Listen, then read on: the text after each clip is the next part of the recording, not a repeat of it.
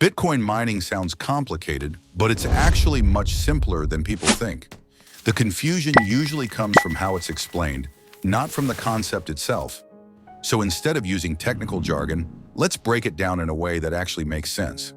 Imagine there is a global digital ledger, like a public notebook that records every Bitcoin transaction. This notebook is open for everyone to see, but no single person controls it.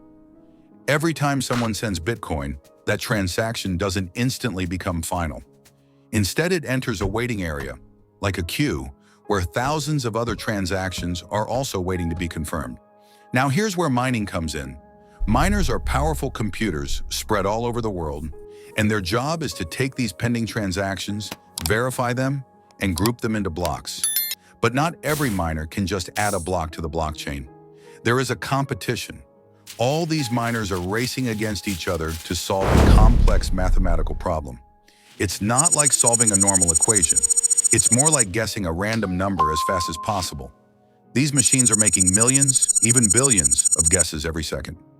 Eventually, one miner finds the correct answer.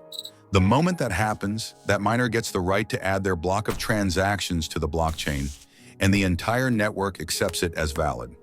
In return, the miner receives a reward in Bitcoin. This is how new Bitcoin is created and introduced into the system. That's why it's called mining. Just like mining gold requires effort, time, and resources, Bitcoin mining requires computational power and electricity. But here's the key difference. Instead of digging into the ground, miners are securing a digital network through computation. This process does three things at the same time. It verifies transactions, it secures the network, and it creates new Bitcoin. All of this happens without any central authority. No bank, no government, no middleman. Just code, rules, and competition. And because thousands of miners are competing, it becomes extremely difficult for anyone to cheat the system. To manipulate Bitcoin, someone would need to control more than half of the entire network's computing power, which would cost billions of dollars and massive infrastructure. That's why Bitcoin is considered secure. It's not based on trust in a person or institution, but on math and decentralized competition. The system is also self-adjusting. If more miners join the network, the difficulty of the puzzle increases. If miners leave, the difficulty decreases. This ensures that a new block is added roughly every 10 minutes, no matter what. This consistency is crucial because it keeps the system predictable and stable over time.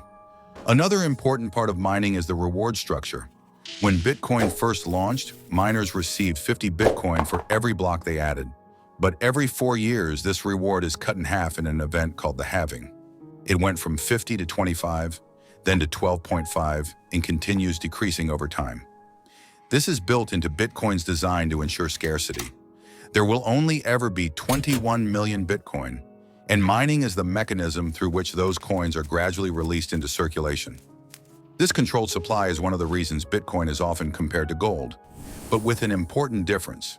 Bitcoin's supply is completely predictable and cannot be changed by any authority. Now let's talk about incentives.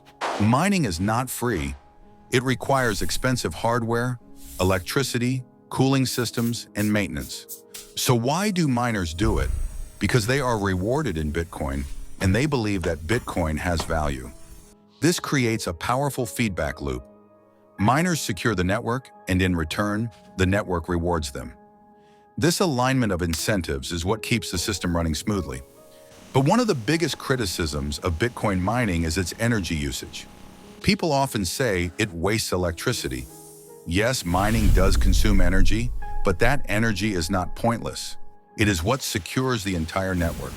It is what makes Bitcoin resistant to attacks and manipulation. In many cases, miners use excess or stranded energy that would otherwise go unused, such as hydroelectric power in remote areas or surplus energy from grids. So instead of thinking of it as wasted energy, it's more accurate to see it as energy being used to secure a global, decentralized financial system. And that brings us to the bigger picture.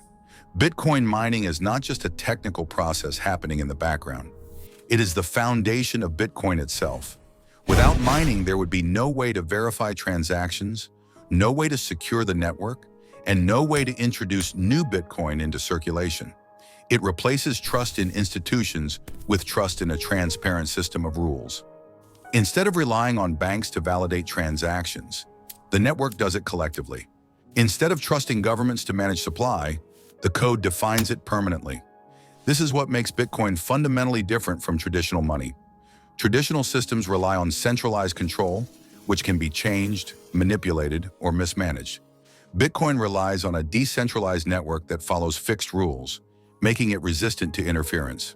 Once you understand mining, you start to see Bitcoin not just as a digital currency, but as an entire system designed to operate independently of centralized power. And this understanding changes how you see everything. You stop looking at Bitcoin as just a price chart going up and down. You stop thinking of it as a quick way to make money. Instead, you begin to see it as infrastructure, something deeper and more important.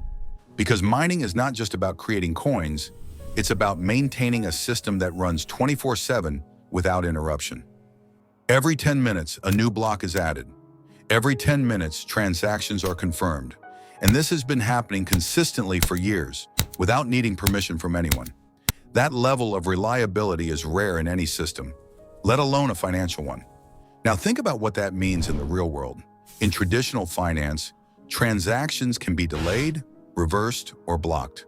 Banks can freeze accounts, governments can impose restrictions, but in Bitcoin, once a transaction is confirmed and added to the blockchain, it becomes extremely difficult to change. This gives users a level of control and ownership that doesn't exist in the traditional system. And miners are the ones who make that possible. They are not just processing transactions, they are enforcing the rules of the network. Every miner follows the same protocol, and if a miner tries to cheat or break the rules, the network simply rejects their block. This ensures that no single participant can control the system. It remains neutral, open, and decentralized. Over time, as more people join the network and more miners participate, the system becomes even stronger. This is known as network effect. The more participants there are, the more secure and valuable the network becomes. And because mining requires real-world resources like energy and hardware, it creates a physical cost to attacking the network. This is important because it ties the digital system to the real world, making it more resilient. Now let's address another important point: why mining matters for the future. As the block reward continues to decrease due to halvings, miners will rely more on transaction fees. This means that as Bitcoin adoption grows and more people use the network, the system becomes self-sustaining. Instead of relying on newly created Bitcoin, miners will be paid by users who want their transactions processed. This transition is already happening and is a key part of Bitcoin's long-term design. It ensures that even when all 21 million Bitcoin have been mined, the network will continue to operate securely. This long-term thinking is what sets Bitcoin apart. It is not just built for today, it is designed to last for decades, even centuries. And mining is at the center of that design. It is the mechanism that keeps everything running, that enforces the rules, and that maintains trust without requiring trust. So when someone says Bitcoin mining is complicated, what they really mean is that they haven't seen it explained properly. Because at its core, it is a simple idea: a global competition of computers verifying transactions and securing a network rewarded with Bitcoin. That's it. No hidden complexity, no mystery. Just a system that replaces trust with transparency and incentives. And once you truly understand this, you realize why Bitcoin is different. It's not just another technology or trend. It's a new way of thinking about money, ownership, and control. A system where rules are fixed, supply is limited, and no single entity has power over everyone else. And mining is what makes all of that possible. So the next time you hear about Bitcoin mining, don't think of something complicated or out of reach. Think of a global system working exactly as designed, every minute of every day, powered by competition, secured by energy, and maintained by thousands of independent participants. That's the real story of Bitcoin mining. And once you see it that way, you're no longer confused by it, you understand it. And that understanding puts you ahead of most people, because the majority will never take the time to look this deep. They will stay at the surface, focused on price, hype, and short-term movements. But the real value of Bitcoin is not just in its price, It's in the system behind it. And mining is the engine that keeps that system alive.